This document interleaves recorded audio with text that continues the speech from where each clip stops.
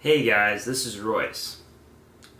And today I am going to be talking about the meaning of life. Because I know the answer. I'm just kidding. I don't. But I read something interesting that helped me get a little bit more of a perspective into it.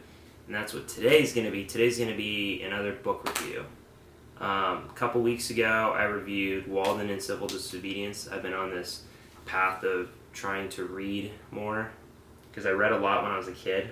Like the library was like my favorite place, and then I stopped reading for a while just because like high school just made me hate reading. But now that I'm kind of in my college years, I'm really trying to get back into it again, and I've tried to make it a daily habit, especially at least over the summer.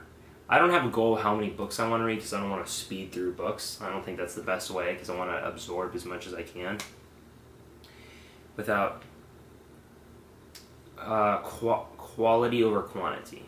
A really well-known book.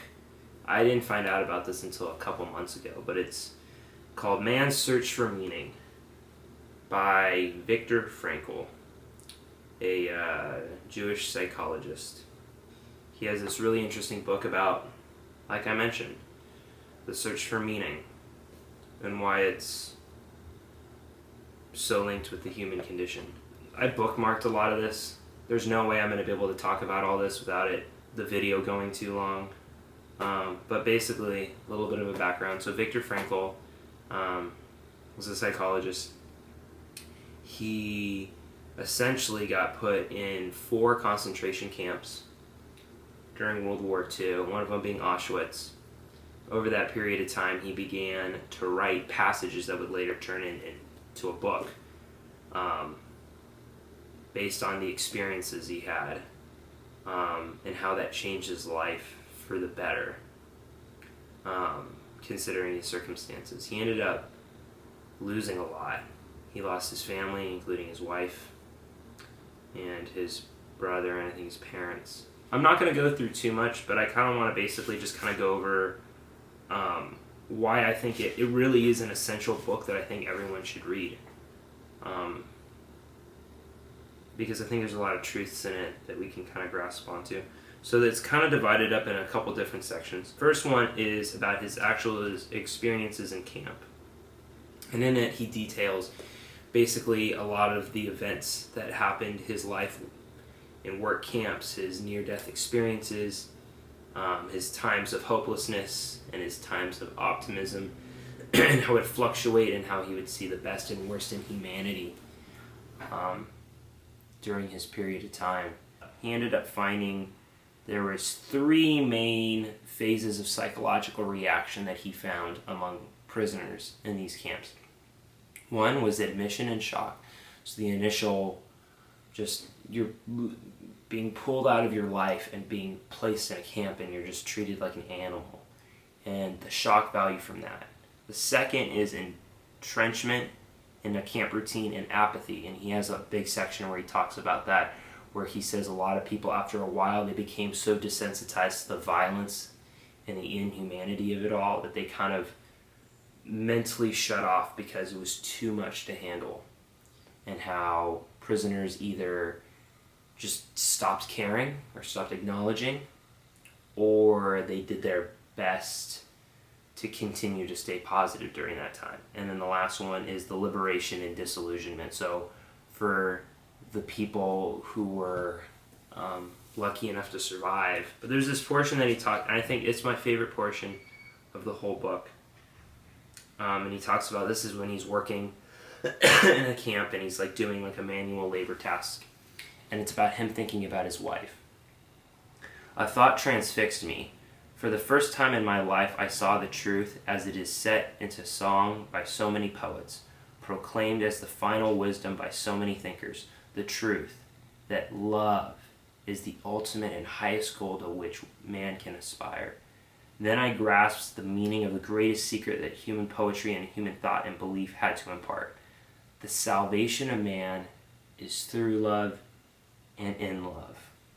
I understood how a man who had nothing left in the world still may know bliss, be it only for a brief moment in the contemplation of his beloved.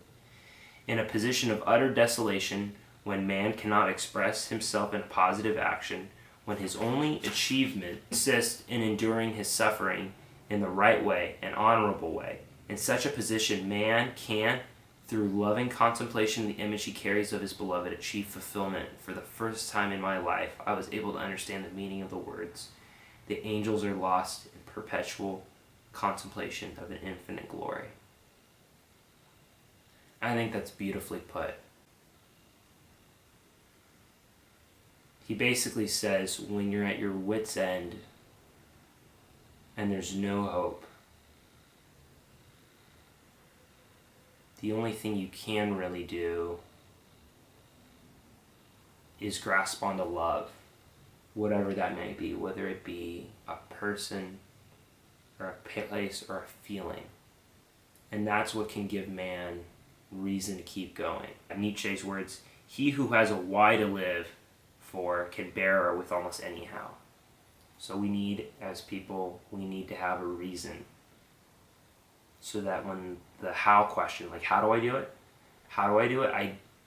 I do it because of this. Because of this. If there is no this, there's nothing. The second portion of the book is about logotherapy. And this was something developed by him. It's a derivative from the Greek word logos, which in Greek translates roughly to meaning. So logotherapy. So therapy in regards to meaning. It was something that Frankl famously coined, and it became his kind of an analysis, and it became his passion project of his life moving forward after his experience, was providing help to people who needed that sense of finding meaning. Something I really like that he mentions, though, the same holds for human existence. One should not search for an abstract meaning of life. Everyone has his own specific vocation or mission in life to carry out a concrete assignment which demands fulfillment. Therefore, he cannot be replaced, nor can his life be repeated. Thus, everyone's task is as unique as it is his specific opportunity implemented. As each situation in life represents a challenge to man and presents a problem for him to solve, the question of the meaning of life may actually be reversed. Ultimately, man should not ask what the meaning of his life is, but rather he must recognize that it is he who is asked. According to logotherapy, we can discover this meaning in life in 3 different ways: by creating a work or doing a deed, by experiencing something or encountering someone, and 3, by the attitude we take towards unavoidable suffering. The first way of achievement or accomplishment is quite obvious. The second and third need further elaboration. The second way of finding a meaning of life is by experiencing something such as goodness, truth, or beauty, by experiencing nature and culture, by experiencing another human being, by loving them. And then he'll talk about the meaning of love and suffering. I forgot, someone said it, but I think it's something along like life is pain, life is suffering. So if life has meaning, if we agree that life has meaning and life is suffering, we need to infer that suffering has meaning, which it does. And it's so cliche, but it's not like going through hard times is what creates who we are. There's like a Kid Cudi quote. I just like taking it out of context. There's a Kid Cudi quote where he says, the people I met and the places I've been all make me the man I so proudly am. So it's like whatever we're going through, the circumstances we have in our lives, sometimes we have control over them, sometimes we don't, whatever our environment is. But in total, when you accumulate all that over time, we become who we are as an individual, and that person is so much different for everybody else. And it's important, I think, to go into those things that are truly us, whether it's the music we like or the movies we watch or the creating. It's like art. I think just expression. By expressing I'm doing it kind of by making this video. I'm running so low on battery, I think it's going to die soon. Whatever fuels us and makes us passionate, we need to let that drive us, because that's what makes us distinctly us and makes us distinctly human. And so he goes on to talk about that more. He talks about tragic optimism. So this idea that kind of Americans have created, because there's that quote from the Constitution, life, liberty, and the pursuit of happiness. And that's an idea of American optimism that kind of has a tragic connotation to it. He says, so the European, it is a characteristic of the American culture that again and again one is commanded in order to be happy. But happiness cannot be pursued. It must ensue. Again, so happiness can't be pursued, it must ensue. One must have a reason to be happy. Once that reason is found, however, one becomes happy automatically. As we see, a human being is not one in pursuit of happiness, but rather is in search of a reason to become happy, but not least through actualizing the potential meaning and inherent and dormant in a given situation. So pursuing happiness isn't really the best way. We have to come up with a reason to be happy. We can't just try to be happy in our... Well, we can try, but putting too much of an emphasis on it, I think, is what he's talking about. And that kind of sums up kind of the book in general. There's so many more ideas I had that I can't really think of, but I want to keep this short.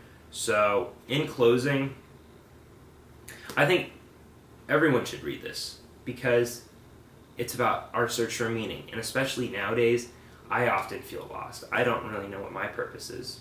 I don't know what I'm doing. I work at a Trader Joe's and I'm moving in a month. And I don't know what I'm doing. I don't know what my career goals are. I dropped out of school. I just did community college for money reasons. So I'm just trying to figure this all out on my own too. And so this helped me a lot. And I think if you're even kind of interested, I think you should give it because there's something in here anybody can relate to. And yeah, so give it a try. Guys, thank you for watching the videos. I know they haven't been consistent. So sometimes I just get busy or I just don't feel like making a video. But I try to make stuff when I can. So I won't be doing anything the next week. On Sunday I'm leaving to Palm Springs.